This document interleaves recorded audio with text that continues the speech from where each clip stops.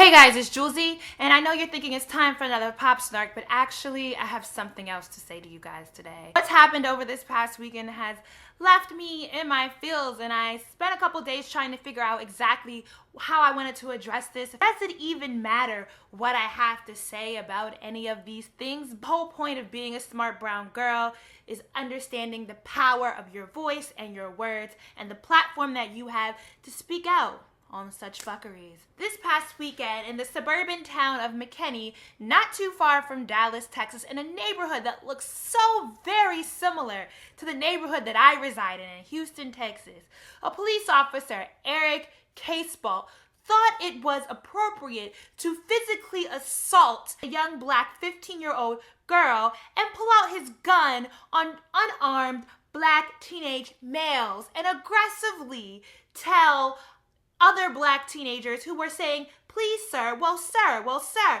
to shut the fuck up and just sit down. Because, do the details of this really matter? Do we talk about the details of the Duggar case, or do we say, he was 14, so he didn't really know no better? With Michael Vick serving time in jail for having a dogfighting pit, do we ask the details and say, well, maybe there was a reason. Maybe the dogs caused him to do these things. Maybe the dogs were just aggressive. Or are dogs, white people, and baseball the only things that are allowed respect without questioning? It's not a simple race issue of white versus black, which is why I feel like this conversation so often gets mirrored and muddled and turns into something that it's just entirely not. This is 120% a matter of race. Race issues are never split cleanly down the middle. They are always messy with people who are unable to acknowledge their own bigotry because they look like you, the one who's claiming to be oppressed. It is a matter of humanity. It is a matter of how we perceive black people.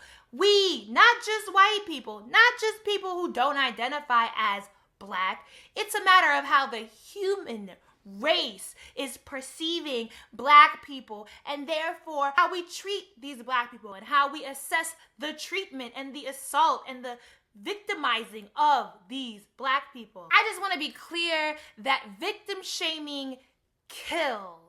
It killed Kalief Browder, who did not fight, who did not resist arrest, who did not run, who didn't actually even commit a crime, but spent 30 months behind bars in one of the toughest prisons in the United States of America. While people asked questions looking for a reason to justify their disavowalment of Kalief's rights. Why do I see my own people assisting in this harmful questioning? There is absolutely no excuse for the behavior of the police officer. Fuck the vigilante-ass, fat-ass white man that was standing in the video, standing over, assisting Caseball in dragging a young black girl who was already seated on the ground. All your BS respectability politics. You have kids who speak clearly and in full sentences, are coming from two-parent households, are doing everything correct that you think if we just do a little bit more of it, somehow going to protect us because then our race will suddenly become invisible. These kids are doing everything that we claim needs to be upheld via respectability politics, and they still are being assaulted. They're being assaulted on camera, and your cousins and your white neighbors are still looking at this BS as if these kids are to blame. I want us to stop asking, what are the black feminists? What are the black people? What are the black parents doing? And if you think there's a lack of doing, start doing yourself or get a better Wi-Fi connection. I understand that I am preaching to the choir, but I'm hoping my choir of smart brown girls can carry their voices home and sing a beautiful song that motivates they cousin, aunties, Uncle Tom ass Negroes who are sleeping on the couch of victim shaming to wake up and stay woke. Change does not come through silence or total unity. I want us to understand that we do not all have to agree on how to proceed forward, but we simply have to find a way and enact that, whether it comes through you being a citizen of awareness, whether it comes from you triumphing the rights of those who are disadvantaged, whether it comes from your community service, whether it comes from your knowledge, however you can share and be impactful with the resources that you have available to you. Because change will only come through pressure. And hopefully we can get the change to impact before that pressure point entirely combust. And you thought I was done, but I have to come back and make a note of something.